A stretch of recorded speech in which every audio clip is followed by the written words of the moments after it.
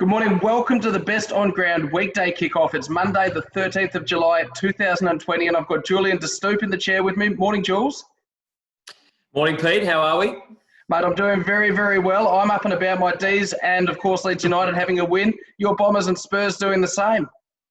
Yeah, Bombers in the top four, Spurs beating Arsenal. It doesn't get much better than that as a weekend for my two teams, so I'm pretty happy.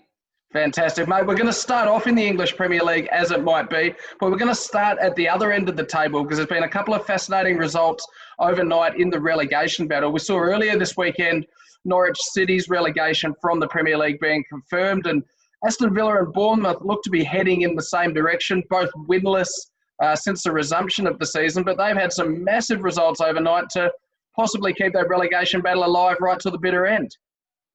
Yeah, a couple of, the shock result was Bournemouth beating Leicester. I was just watching the highlights before. They were played off the park in the first half, 1-0 down. Should have been more. And they ended up winning 4-1, and Villa beat Crystal Palace. So, look, I still feel it's more of a stay of execution for those two teams than giving them a really good chance of getting out. They're still 3 points behind the teams above them, West Ham and Watford. They've got inferior goal differences as well. But I think the big game in this is going to come up this Friday. West Ham play Watford. Now, if West Ham beat Watford, Watford's last two games are City and Arsenal. So I think that might open the door for either Villa or Bournemouth. And then on the last day of the season, Villa play West Ham. So there's still half a chance, both of those two teams. But I still feel that they're probably going to go down in West Ham and Watford. And Brighton's the other one in a little bit of danger with their form since the resumption. But I'd be just disappointed if Villa go down. A bit like your Leeds United. They're a big club. They should be playing in the Premier League. They've got a pretty good squad, but they've just underperformed. And as you said, particularly since resumption, apart from this morning, they haven't been able to get a win. So, look, it keeps the race alive at the bottom. There's been no race at all at the top this year. The race for fourth has got interesting. Looks like United might take that spot over Leicester. But relegation battles are fascinating. We don't have them in Australian sport. But, yeah, I still feel Villa and Bournemouth will go down in the end. Bournemouth 4-1 winners today over Leicester City. I don't know if they'll be able to repeat that at Manchester City in a few days' time, but it is good to see the interest remaining there right till the very end. Our second story this morning, we head to the NRL and a story by a friend of the show, and he's going to come on later this week, which is exciting. Sammy Phillips in the Sydney Morning Herald. He looks ahead to this week's NRL Grand Final rematch between the Roosters and the Raiders. And it looks like as many as 16 players who featured in that thriller last year will actually be unavailable on Thursday. You know, such is the extent of the injury crisis that's rocked these two clubs. Now, I'm going to reel off some names for you. Josh Hodgson, the Raiders hooker, ACL on the weekend. Bailey Simonson, looks like his season could be over. We already know Sam Verrill's season is over. Victor Radley's season's over at the Roosters. Daniel Tupou, unlikely. Brett Morris, Boyd Cordner, we're not sure there. And then, of course, you've also got a few players who've left those clubs, the likes of Latrell Mitchell as well. So, Jules, with all of that in mind, is this actually a legitimate grand final replay? And can we look at it through those lenses? Or, with so many players missing and the Roosters favoured heavily to win, a bit of a compromise season, is this just another game? I think it's more just another game. And I think the compromise season is an interesting point there because it's been 10 months since the grand final. You don't often have a grand final rematch with that bigger gap in between. And look, I think in AFL, NRL, whatever sport it is, these grand final rematches, they're a bit overrated, to be honest. Yes, there's a bit of feeling in that first meeting since the grand final, but so often things have changed so much between the grand finals, whether it's the respective form of the teams the next week, the next year.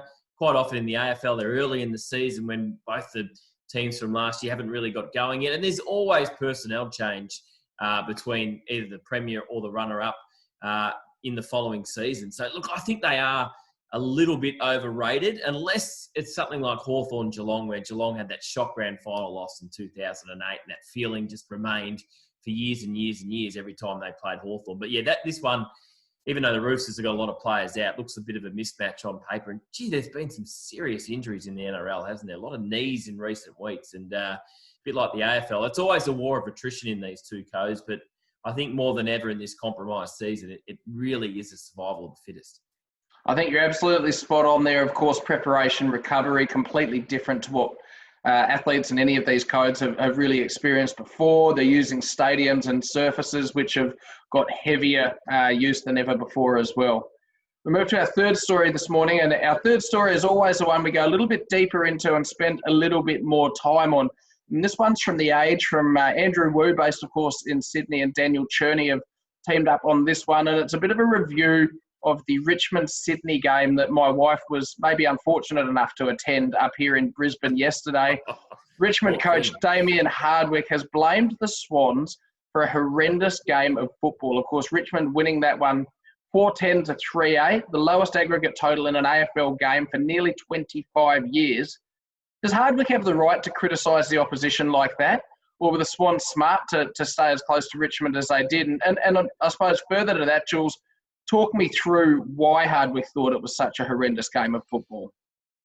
Yeah, look, I think he's got the right. Absolutely. He's got the runs on the board. And I like his honesty, and I like Alistair Clarkson and Luke Beveridge in particular. They're honest and they're not afraid to criticise the AFL or the opposition. So basically, Damien Hardwick's point was Sydney didn't set up to win the game. They had a spare behind the ball all game in Callum Mills, who had nearly 30 disposals. Now, as John Longmire said, that wasn't the case. Richmond just had an extra number up at the stoppage, and therefore Sydney just kept their back six in place. Look, I'm not sure Damien Hardwick's right. I think some of his frustration with his own team probably spilled over. They had a lot of inside 50s and only kicked 4 goals, and maybe some of the class they were missing yesterday in their side. Guys like Prestia and Edwards and Hooley and Cochin, good kicks of the football. They just didn't capitalise on their opportunities and didn't give their forwards the best opportunity. And look, from Sydney's point of view, they lost Josh Kennedy early. Their forward line is non-existent at the moment without Franklin and Reid. They didn't have a recognised ruck yesterday, apart from a very young player in the ruck. At one stage, they had Robbie Fox, who's probably 6'1", playing on Tom Lynch. They took Aaliyah out before the game. So they had a very short team. So I think they went into a bit of damage limitation pretty early in that game. But I think that's their right when they're playing the Premier from last year. It made for a shocking game of football. And thank God Carlton and Bulldogs came up straight after, because that was a great game. So I feel like it was a bit more of Damien Hardwick's frustration with his own side that sort of spilled out in that press conference afterwards. But I like the honesty. I like the honesty of Luke Beveridge last week. I think it was on Friday when he gave Clarko and the AFL a bit of a wrap across the knuckles. And, Damien Hardwick's got 2 flags and he's a bit of a spokesman for the game. So I liked his honesty, even though I don't think it was probably on the mark.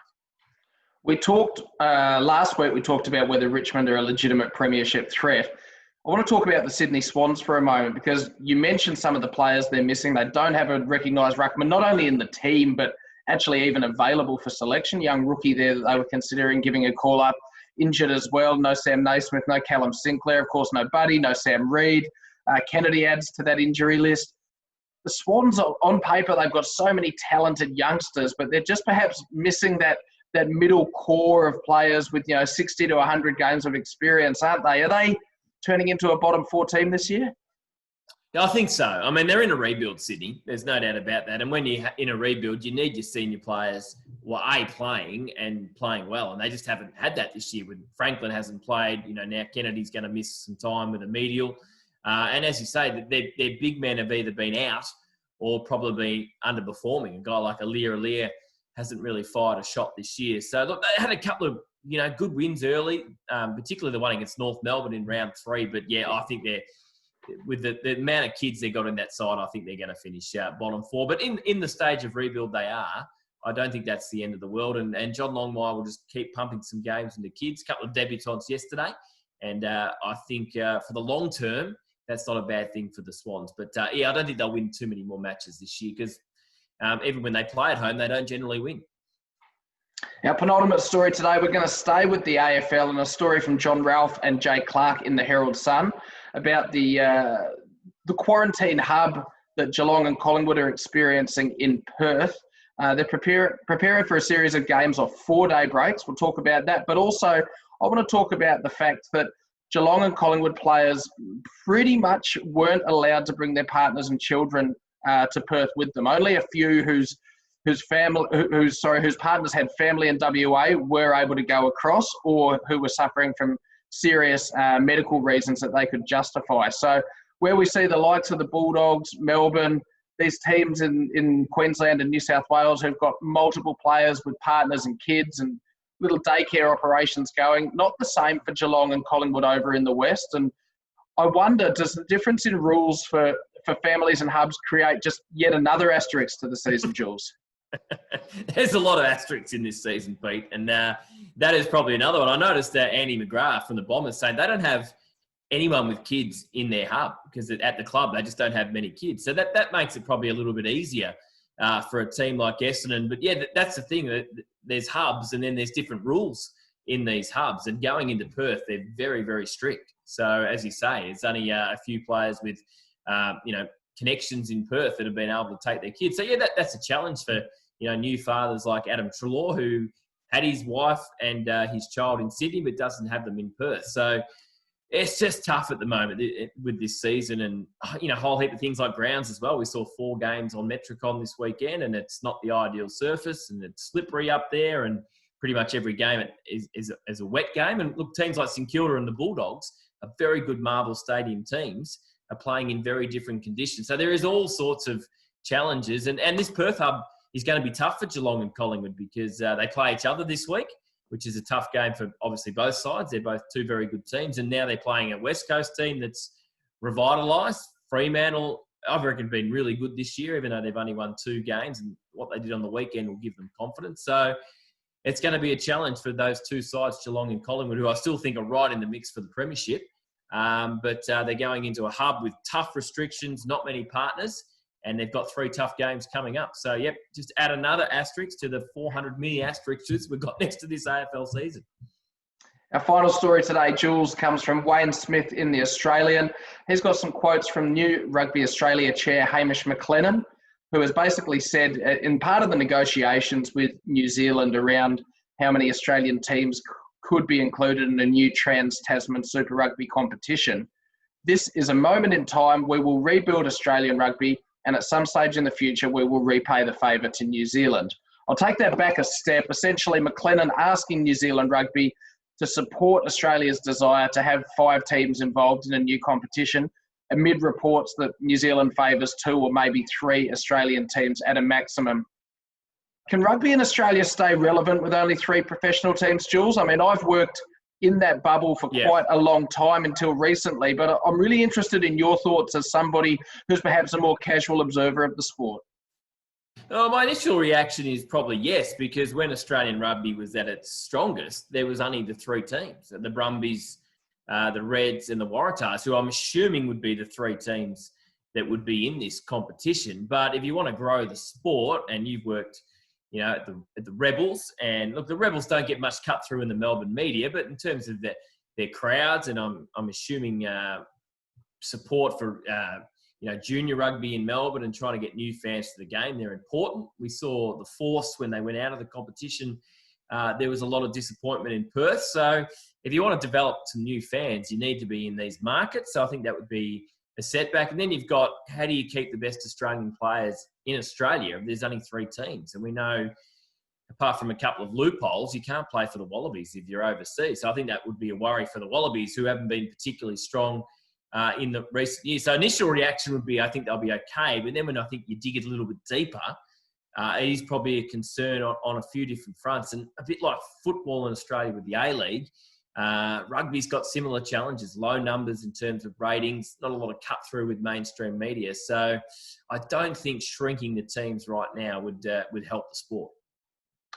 Before I let you go, we're going to grab you one to watch in the world of sport, Jules. Well, I think AFL and the best coach of the generation, Alistair Clarkson, Mondays is when all the football review shows are on. I think he's going to cop it this week. He came out and said the game was terrible. And since then, his team's played terrible football. Defensive football, can't score. So I think he's going to cop it tonight, which is pretty rare. But I just think people need to calm down with the Hawks. They've played the top 5 teams from last year in the opening 6 games, and they're 3-3. So I don't think they're going to win the flag.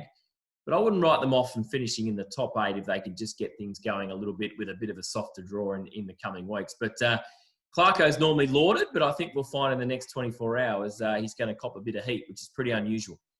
Always plenty to watch on the Monday night football shows. Jules, thank you so very much for your time. Great to have you on the show. The best on ground weekday kickoff, Monday to Friday, out before 8 a.m. I'm looking at the stopwatch, around 15 minutes. Nat Ioannidis will join me tomorrow. Thanks, Jules. We'll chat soon.